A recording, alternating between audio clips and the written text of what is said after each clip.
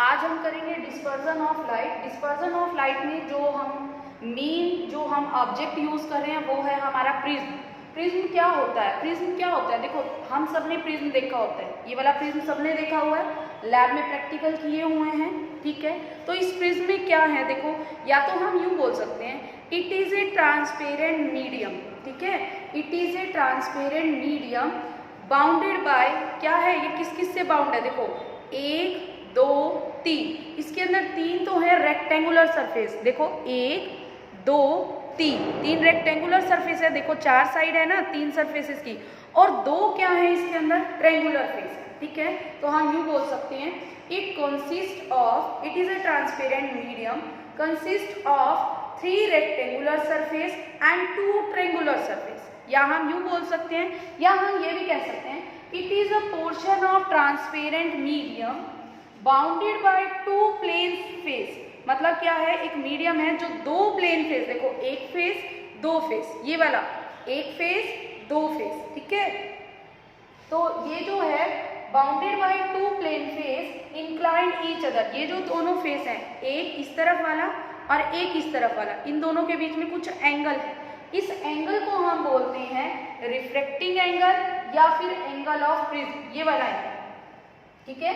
It is a portion of transparent medium bounded by 2 plane face inclined to each other at suitable angle, angle between, angle A between them, मतलब ये हमने लिया दोनों face के बीच में, ये देखो ये फेस है ये फेस है, इन दोनों के बीच में जो एंगल लिया, वो जो एंगल हमने लिया है वो है हमारा एंगल ऑफ प्रिज्म या रिफ्रैक्टिंग एंगल।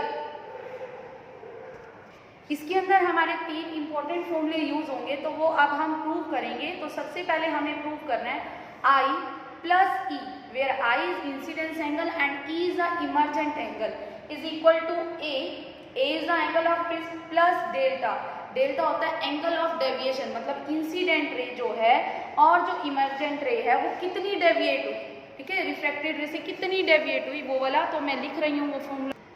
देखिए पहले हम इसका डायग्राम बना रहे हैं, प्रिज्म में कैसे फिनोमिना होता है, रे कैसे एंटर करती है और कैसे बाहर निकलती है। ये हमारे पास हो गया प्रिज्म, ठीक है, ये हमारे पास प्रिज्म है, प्रिज्म में ये एंगल ए है, इतना मैंने तुम्हें बता दिया। इस सरफेस का नॉर्मल मैं ऐसे ड्रॉ कर रही हूँ, दोनों फेसेस का नॉर्मल होगा, और इस फेस का नॉर्मल मैं ऐसे ड्रॉ कर रही हूँ, ठीक है। कोई रे है वो एंटर कर रही है, उस रे ने ऐसे एंटर किया, तो एंगल नॉर्मल के साथ कितना बनता है, आई, इंसिडेंस है, ठीक है। इसके बाद रे अंदर जाने के बाद हमें पता है प्रिज्म में जब भी रे अंदर जाती है तो वो पैरेलल टू बेस चलती है, देखो तो रे जो है ऐसे जाएगी, ऐसे, ठीक है, ये हमारी नॉर्मल रे। तो इधर जो अंदर जाने के बाद एंगल क्या बनेगा, रिफ्रैक्शन एंगल होता है, तो मैंने इस रिफ्रैक्शन एंगल को नाम दिया R1 और इधर नाम दिया नॉर्मल के साथ R2, ठीक है, R1 R2। अब ये रे जो है बाहर निकलेगी, फिर बैंड हो जाएगी अवे फ्रॉम नॉर्मल, इसको मैंने नाम दिया E। तो अभी तक मैंने नाम दिए I, ठीक है, इंसिडेंस एंगल, अंदर जाने के बाद रिफ्रैक्शन एंगल, ये जो रे है ऐसे पैरेलल जा रही है, नॉर्मल के साथ इसने बनाया R1, इधर नॉर्मल के साथ बनाया R2, बाहर निकली तो इमर्जेंट है, ठीक है। अब देखो ये हमारी है इंसिडेंट रे, ये वाली मैंने इसको एक्सीड कर दिया, और ए को मैं थोड़ा ऊपर लिख देती हूँ ताकि हमें कंफ्यूजन ना हो, ये मैंने दे दी। और ये है हमारी रिफ्रैक्टेड रे जो बाहर निकलती, ये अपने पाथ से कितनी डेविएट हुई, देखो इसको जाना ऐसे चाहिए था लेकिन ये जा ऐसे दिया, इस एंगल को नाम दे दिया हमने angle of deviation, angle of deviation कि एक्चुअल में रे क्या है और कैसे बाद में गई, तो इसके पाथ में कितना चेंज आया, कितना एंगल बना रही है, ये हमने दिया एंगल ऑफ डेविएशन, ठीक है। देखिए हमें क्या प्रूव करना है, आई क्या है इसके अंदर मैंने लिख दिया है incidence angle, delta angle of deviation, E is the emergent angle, और ए हमें पता है angle of prism, angle of prism, ठीक है। तो हमें प्रूव करना है, हमारा फर्स्ट फॉर्मूला है इसमें I plus E is equal to A plus delta, ये हमें प्रूव करना है, I plus E is equal to A plus delta. देखो मैंने इस एंगल को नाम दिया, ये जो बना हुआ है 1, और इसको नाम दे दिया 2, ठीक है।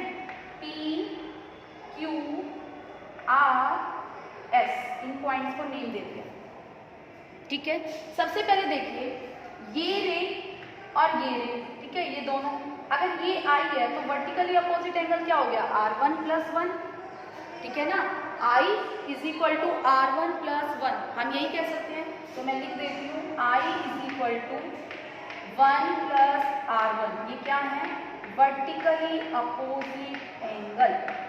ठीक है, ऐसे ही इधर देखिए ये दो रे हैं, एक ये और एक ये, इस तरफ तो इस रे के बन रहा है E और इस तरफ बन रहा है 2 + R2, तो ऐसे लिख सकती हूँ मैं E = 2 + R2, ये भी क्या है हमारे वर्टिकली अपोजिट एंगल।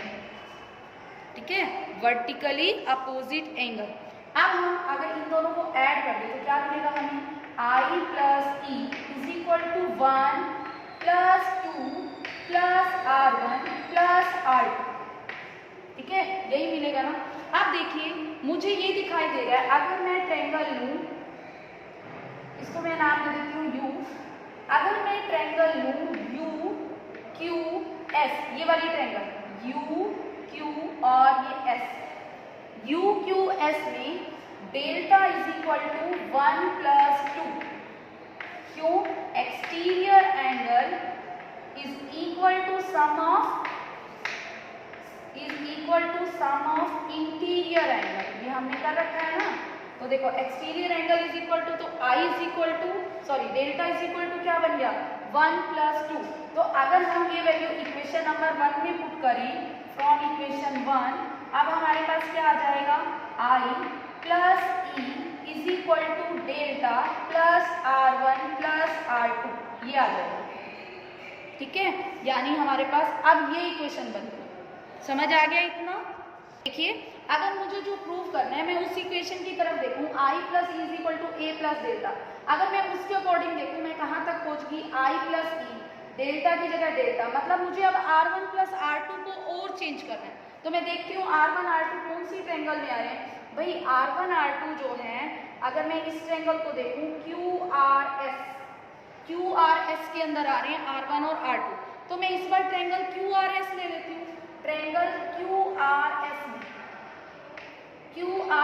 में देखो हमारे पास क्या आ गया, QRS में मैं लिख सकती हूँ R1 + R2 + angle R = 180 degree, यानी R1 + R2 की वैल्यू इधर से आ गई हमारे पास 180 minus angle R, capital R।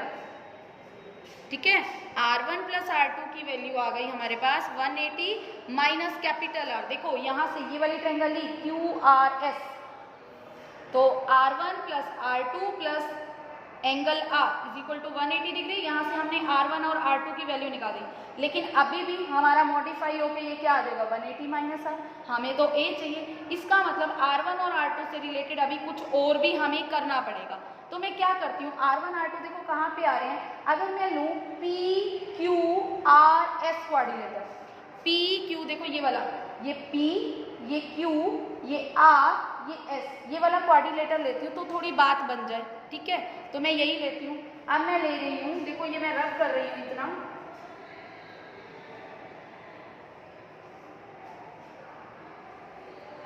अब मैं ले रही हूँ ट्रायंगल कोऑर्डिनेटर PQRS में, उसमें क्या है देखो ये वाला एंगल A प्लस ये वाला एंगल देखो PQR, ये एंगल कितने का बनेगा, इधर देखते हैं PQR, QR क्या है, इस सरफेस पे नॉर्मल है, यानी PQR में Q की वैल्यू क्या होगी 90 डिग्री लिख देती हूँ मैं सीधा। देखो एंगल A प्लस ये वाला एंगल ये क्या है, इस सरफेस से नॉर्मल है तो 90 degree, plus angle R plus ये वाला एंगल, ये भी नॉर्मल है तो प्लस 90 डिग्री = कितना होगा 360। हमें पता है क्वाड्रिलेटर के जो 4 एंगल होते हैं उनका सम होता है 360। एक बार मैं दोबारा बता देती हूँ, P, देखो हम क्वाड्रिलेटर की बात कर रहे हैं, देखिए हम क्या कर रहे हैं, PQRS में एंगल P प्लस ये वाला एंगल PQR, ये एंगल बनेगा बेटा 90 डिग्री, क्योंकि QR क्या है नॉर्मल ही तो था हमारा, प्लस QRS यानी एंगल R प्लस RSP, ये वाला एंगल, ये जो है देखो पी एस आर को मैं देखूं तो एस आर नॉर्मली तो है पी एस पे, तो ये क्या हो गया हमारा 90 डिग्री, तो हमारे पास ये आ गया इज इक्वल टू 360 डिग्री। यहाँ से अगर हम देखें आर की वैल्यू निकालें, देखो angle A is equal to 180 minus R. तो अगर मैं इन दोनों इक्वेशन को देखूं, इसको मैं इक्वेशन 2 दे देती हूँ और इसको इक्वेशन 3 दे देती हूँ। अगर मैं 2 और 3 को कंपेयर करती हूँ तो मेरे पास आ गया angle A is equal to R1 plus R2, ठीक है। यानी मैं इसके अंदर R1 प्लस R2 को, जो मेरी इक्वेशन जहां तक मॉडिफाई हो गई थी उसके अंदर R1 प्लस R2 को अगर मैं ए लिख दूं तो मेरा प्रूव हो चुका है, ठीक है। तो यही हमें प्रूव करना था। I plus E is equal to A plus delta. एक बार मैं तुम्हें फिर से बता देती हूँ हमने क्या किया। सबसे पहले I is equal to 1 plus R1 लिखा, E is equal to 2 plus R2 लिखा, ठीक है। तो I और E को ऐड किया तो हमारे पास आ गया 1 plus 2 plus R1 plus R2, यही आ गया था हमारे पास। इसके बाद हमने क्या किया, 1 प्लस 2 को मैंने लिख दिया डेल्टा के इक्वल, जो कि एंगल ऑफ डेविएशन था।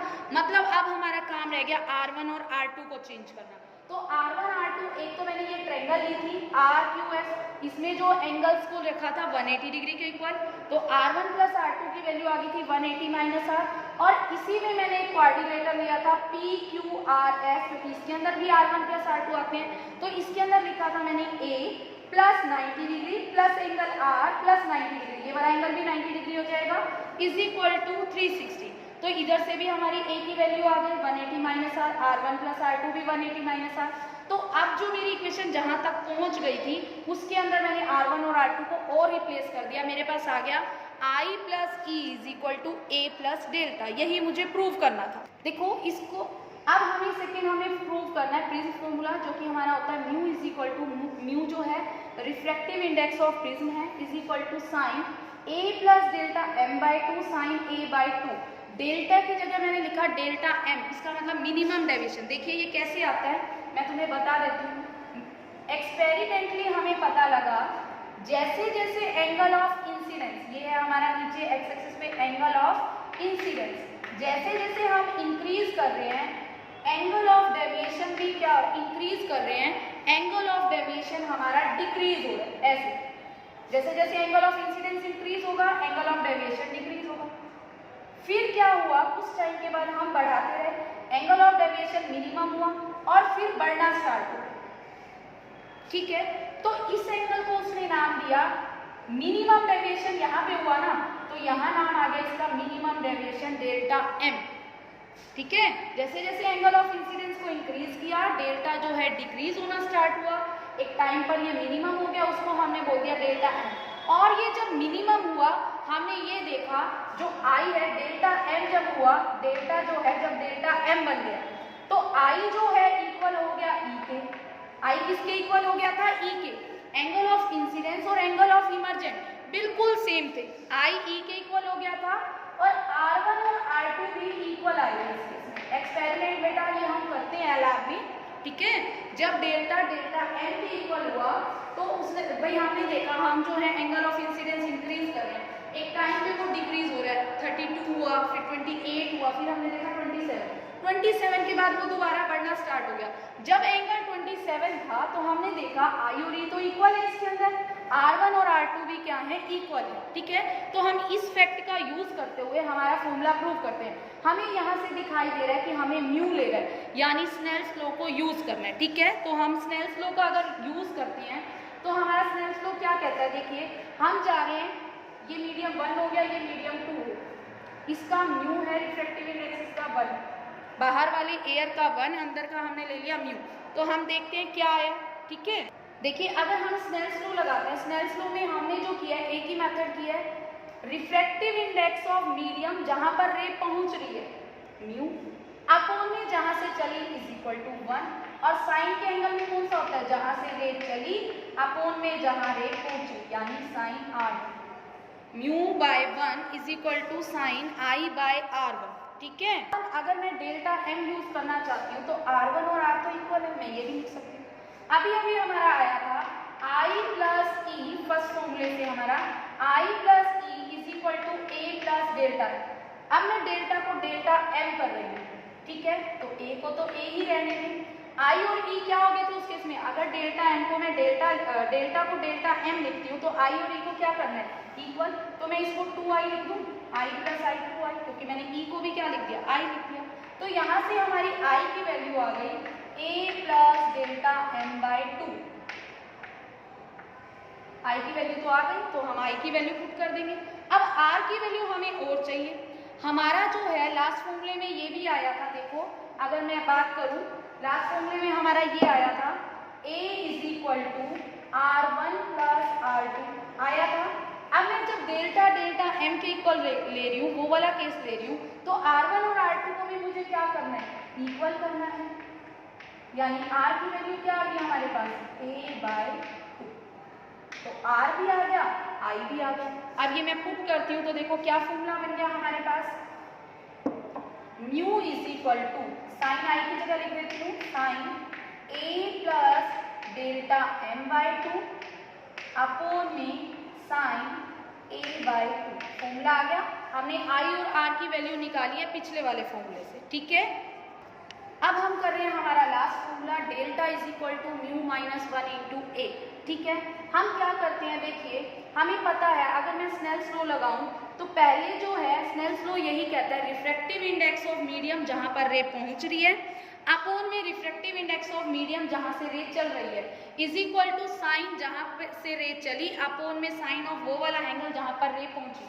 पहले 1 से 2 में जा रही है तो मैंने म्यू अपोन में 1 लिख दिया, जहां पर रे पहुंच रही है अपोन में जहां से चल रही है, क्योंकि बाहर वाले मीडियम क्या है, एयर है, तो यहाँ का जो रिफ्रैक्टिव इंडेक्स है वो क्या है 1, यहाँ का हमने म्यू ही मान लिया, ठीक है। तो म्यू अपोन में 1 इज इक्वल टू साइन आई जहां से रे चली अपोन में जहां रे पहुंची।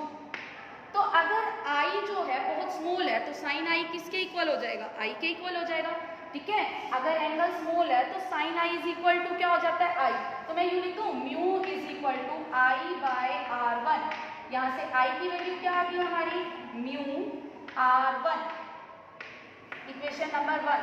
ऐसे ही अब हमारी रे देखो यहाँ से कहाँ गई, यहाँ, तो रे जहाँ पर पहुँच रही है 1 अपोन में जहाँ से चली म्यू इज इक्वल टू जहाँ से चली वो वाला एंगल साइन R2 अपोन में जहाँ पे पहुँची साइन E। अब की बार मैंने क्या किया, रे को 2 से 1 में लेके जा रही हूँ, मतलब यहाँ से म्यू से दोबारा 1 में आ गई, तो 1 जहाँ पर रे पहुंची अपोन में जहाँ से चली इज इक्वल टू जहाँ से चली वो वाला एंगल अपोन में जहाँ पहुंची वो वाला एंगल।